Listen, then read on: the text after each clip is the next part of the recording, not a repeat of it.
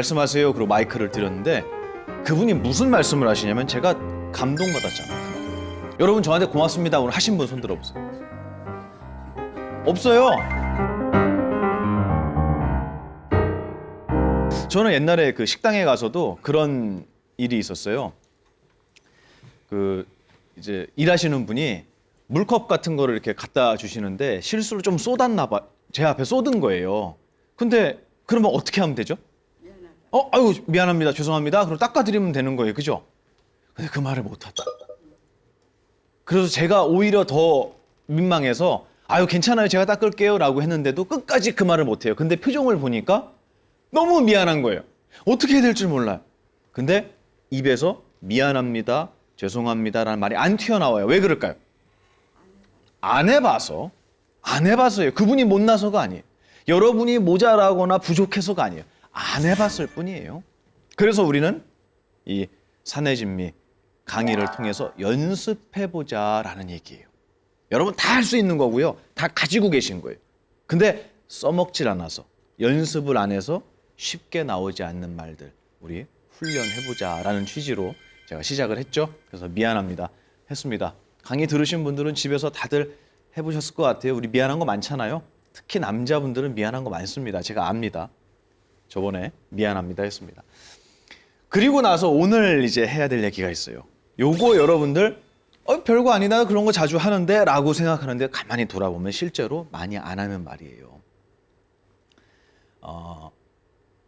제가 외부에서 강의를 하다 보면 절에서 강의를 안 하고 외부 강연장이나 뭐 강당이나 공연장이나 이런 데서 강의를 하는 걸 좋아해요. 저는.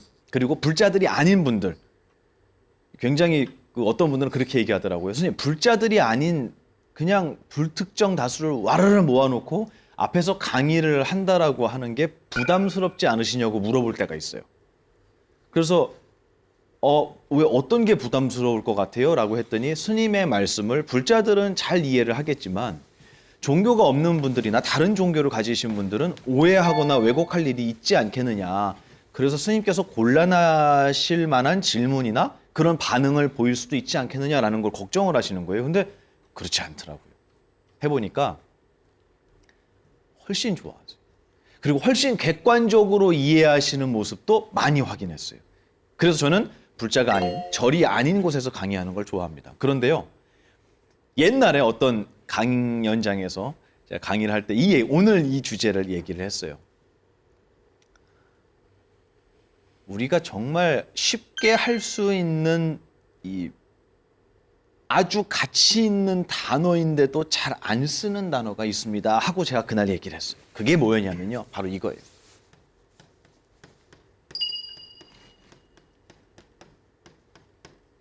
뭐라고요? 고맙습니다. 고맙습니다. 제가 아까 그랬죠. 아이고 이렇게 이른 아침부터 이렇게 녹화 방청하러 오셨어요. 뭐라 그랬죠? 그 다음에?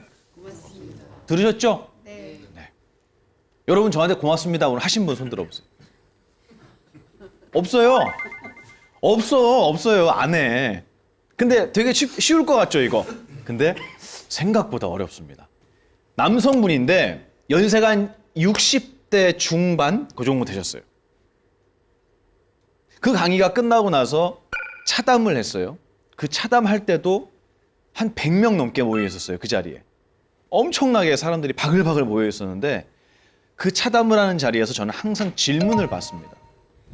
그리고 그거는 뭐 녹화를 하거나 이렇게 촬영을 안 하고 질문을 받는데 질문하세요 그랬더니 손을 번쩍 드시는 거예요. 그날 처음 오신 분이에요. 그분이. 그래서 네 말씀하세요 그리고 마이크를 드렸는데 그분이 무슨 말씀을 하시냐면 제가 감동받았잖아요. 그날. 딱 일어나서 마이크를 잡고 무슨 말씀을 하시냐. 제가 나이가 60이 넘었는데 60년을 살면서 60년 넘게 살면서 단 한 번도 제가 이 얘기를 제대로 한 적이 없는 것 같습니다 라고 얘기를 하면서 뭐라 그러냐면 오늘 이 자리를 소개해줘서 제가 올 수 있게 해준 제 아내와 옆에 계셨어요. 그리고 이 자리에 모여 계신 수많은 보살님들, 여성분들과 거사님들, 남성분들께 그리고 오늘 강의를 저에게 해주신 보만 스님께 제가 이 말씀을 꼭 드리고 싶습니다라고 얼마나 분명한 어조로 말씀을 하시는지 스님 여기 계신 모든 분들 그리고 제 아내 모두 사랑합니다라고 얘기하셨어요. 그때 그 장소가 떠나가라고 박수가 나왔어요. 그리고 우와 하고 박수를 치면서 환호를 한 분들은 다 여성분들이었어요. 무슨 뜻인지 아시겠죠? 그래서 제가 막 웃으면서 우리 거사님 정말 멋있습니다. 정말 멋집니다. 그리고 제가 거기 계신 여성분들한테 그랬어요. 보살님들한테 여러분 남의 남자인데 괜찮죠? 그래 괜찮대. 농담으로 제가 물어봤지만 농담은 아닌 게요. 누군가에게 고맙습니다라고 인사하고요. 사랑합니다라고 누군가를 가슴에 품을 수 있는 사람은 어른 아닐까요? 내 그릇이 작고 내 그릇에 든 게 많고 복잡해서 누군가에게 사랑하고 고맙다라는 얘기도 못하는 사람이 어른일까요? 전 그렇게 생각하지 않습니다. 고맙습니다. 사랑합니다. 이 얘기 여러분 하실 수 있어요. 우리가 그동안 나라고 했던 것은 몸이었어요. 그래서 거울 보면서 생각하셨잖아요. 뭐라고? 야, 나는 빈틈이 없구나. 저 완벽하다 나오잖아요, 뒤에서. 아, 나는 빈틈이 없구나. 나는 빈틈이 없구나. 내 얼굴 정말 완벽하다. 라고 생각했어요, 안 했어요, 거사님? 안 했어요? 어릴 때 했어요. 이 자리에서 솔직하셔야 돼요. 제가 볼 때는 해도 될 것 같은데. 이 육신을 보면서 이거를 나라고 삼았어요. 맞죠?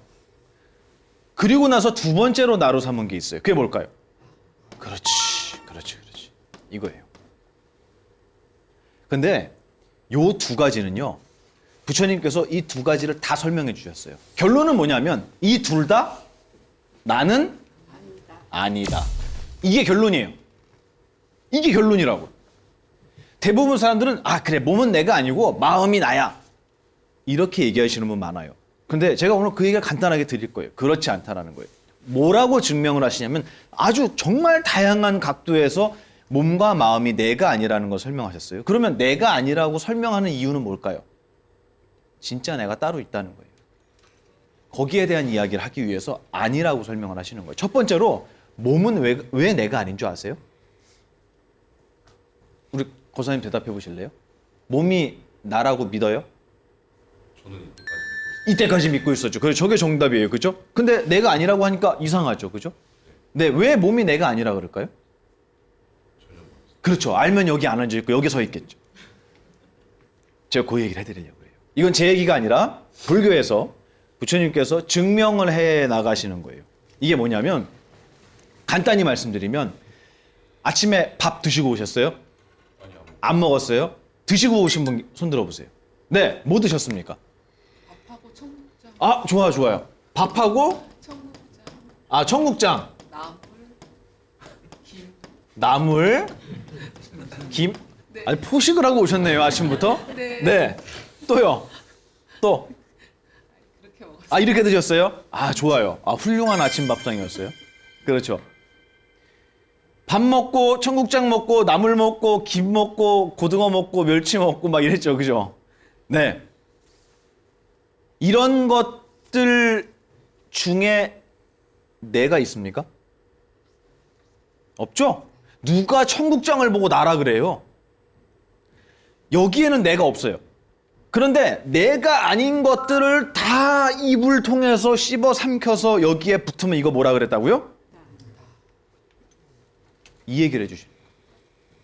내가 아닌 것들을 모아놓는다고 그것이 어떻게 내가 되겠느냐. 우리의 육신이라는 것은 나 아닌 밥상 위에 있는 밥, 청국장, 나물 이런 것들이 쌓여서 모인 것이 이 몸이다. 그러므로 이 몸은 얘네를 안 먹으면 어떻게 될까요? 흩어지죠. 마르다가 흩어지는 거예요. 그럼 애초부터 얘네들이 내가 아니었다면 얘네들을 모아놓은 이거는 어떻게 내가 될 수 있겠느냐. 이 얘기를 하시는 거예요. 그렇기 때문에 증거가 뭐냐면 그렇기 때문에 이 육신을 내 뜻대로 지킬 수가 없는 거예요. 늙고 싶지 않아도 늙고요. 병들고 싶지 않아도 병들고요. 살찌기 싫어도 살찌시죠. 네. 이유가 뭐냐면 이건 내가 아니에요. 내 뜻대로 되지가 않아요, 얘는. 내 뜻대로 되면 얼마나 좋겠습니까? 못난 사람이 어디 있겠어요, 이 세상에? 병날 사람이 어디 있겠어요? 안 되는 거예요. 이거는 내가 타고 다니는 자동차하고 똑같아서요. 내가 아닌 것들을 모아놓은 것을 우리는 나라고 오해하고 있었다라고 부처님은 설명하세요. 그래서 많은 분들에게 육신은 내가 아니다. 본인 소개 한번 해보세요. 그냥 간단하게 괜찮습니다. 네, 일단 이제 곧 마흔이 되는 국민. 곧 마흔이 된다. 네, 축하드립니다. 네, 감사합니다. 그래요. 곧 40이 돼요. 진짜예요? 네. 성함이 어떻게 되신다고요? 민규. 박민규. 좋아요. 박민규라는 이름을 가지셨고요. 그리고 나이가 이제 좀 있으면 40이 된다고 하셨어요. 그리고 학교는 어디 나오셨어요? 초등학교? 초등학교는 경주에서 유림초등학교. 경주 유림초등학교. 유림초등학교. 또 유림 동문들이 또 난리가 나시겠네요. 또 후배 왔다고. 네, 초등학교. 중학교는요? 경주중학교. 경주중학교. 고등학교는요? 문화고등학교. 문화고등학교. 좋습니다. 아, 제가 남의 호구 조사하는 걸 좋아해요. 지금 사시는 곳은 어디시죠? 용산구 입구. 용산에 있습니다. 좋습니다. 실례지만 키가 어떻게 되세요? 183입니다. 아, 그래요. 키가 예, 저보다 2cm 작으시네요. 왜 이렇게 크게 웃으세요? 제가 왜 이거를 받아 적었냐? 왜 받아 적었냐? 우리 박민규 거사님이 날 때 가지고 온 거 한 개라도 찍어보세요, 여기서. 없죠? 그 얘기 하려고 그랬던 거예요. 내가 날 때 손에 쥐고 온 거 한 개라도 있냐는 거예요. 내 소개를 하라 그랬잖아요, 지금. 그랬더니 내 소개를 잘 해주셨어요. 근데 놀랍게도 내가 소개한 나의 소개 중에 내가 갖고 태어난 건 하나도 없어요. 이름은 누가 줬죠? 부모님이 주셨어요. 나이가 40이라는 거는 1년 지나면 바뀌어요, 또. 이건 내가 될 수 없어요. 경주 유림초등학교 나온 사람이 본인 혼자는 아니에요. 중학교, 고등학교 마찬가지예요. 지금 용산에 사시는 분도 혼자는 아니에요. 키가 183이 혼자는 아니에요. 그리고 어릴 때는 키가 더 작았을 거 아니에요. 맞아요. 그러면 이 중에 과연 무엇을 나로 삼아야 되느냐. 근데 우리는 갖고 태어난 게 하나도 없는데 이 중에 무언가를 나로 삼는다니까요. 이거 다 나로 삼아요. 이름도 나로 삼고 나이도 나로 삼고 출신 학교도 학벌도 나로 삼고 키도 나로 삼고 사는 지역도 나로 삼아요. 우리는 나에 대한 소개를 해라라고 말씀을 드리니까 쭉 열거를 한 것들은 다 내가 가지고 온 게 아니라 이것은 다 한마디로 정리하면 한 단어로 정리하면 다 뭔 줄 아세요? 이거예요. 우리의 기억입니다. 기억이에요, 다 이거. 나의 기억을 싹 빼면 이거 다 없어지는 거예요. 그 순간에. 다시 얘기하면 나는 기억의 모임, 기억이 모여 있는 것을 무엇이라고 하냐면은 마음이라고 불렀던 거예요. 내 마음 이렇게 했던 거예요. 그래서 욕먹은 기억이 많이 들어가요. 회사 생활하면 그럴 수 있잖아요. 그죠? 욕먹은 기억이 많이 들어가면 우리 대표님이시잖아요. 회사 대표님. 맞죠? 회사 대표님한테 욕먹은 기억 있어요, 없어요? 있죠? 그 원망스러운 적 있어요, 없어요? 있습니다.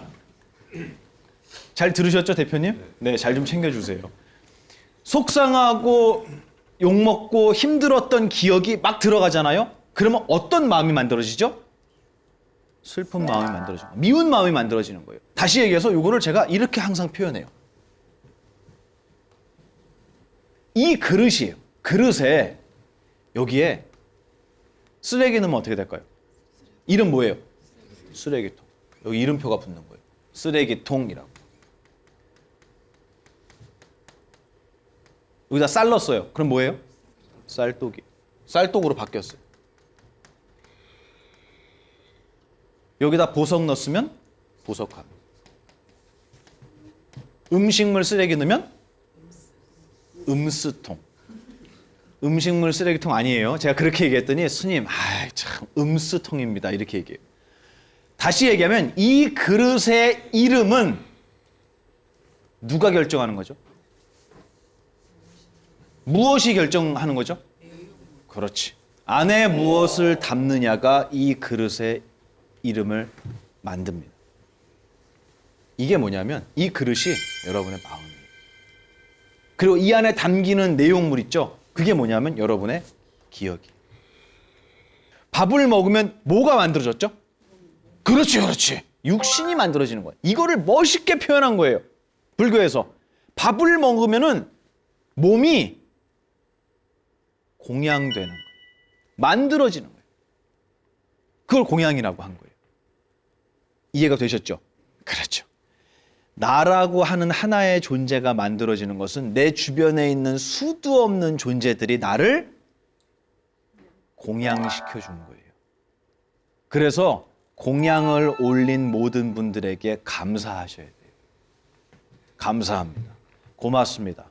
당신이 계셔서 제가 있습니다. 이거를 저희 스승님께서는 이렇게 표현하셨어요. 저한테 어느 날 물으시더라고요. 야, 너는 꽃이 좋으냐, 똥이 좋으냐 그러세요. 실제로 제가 다 메모를 해놨던 내용인데요. 그건 뭐 질문이라고 하기 그렇잖아요. 그래서 당연히 꽃이 좋죠. 근데 그 얘기를 하려고 하다가 문득 그런 질문을 하실 때는 뭔가 함정이 있는 거예요. 조심해야 돼요. 스님께서 당연한 것 같은 질문을 하실 때는 여러분 긴장하셔야 되는 거예요. 그래서 제가 스님, 제가 뭐라고 대답해도 혼날 것 같은데요. 이렇게 얘기했어요. 그랬더니 뭐라 그러시냐면, 야, 보만아, 너 혼나지 않을 거면 내 밑에 뭐하러 있냐? 이렇게 물어보신 거예요. 저 깜짝 놀랐어요. 그 얘기 듣고. 아, 맞지. 나는 나의 부족한 부분을 누군가에게, 스승님께 지적받고 고쳐나가고 배워나가려고 이 자리에 있는 거지. 그러면 혼날 거를 두려워하면 되겠습니까? 안 되죠. 그래서 제가 그랬어요. 꽃이 좋습니다. 그랬어요. 그랬더니 씩 웃으시면서 뭐라 그러냐면, 나는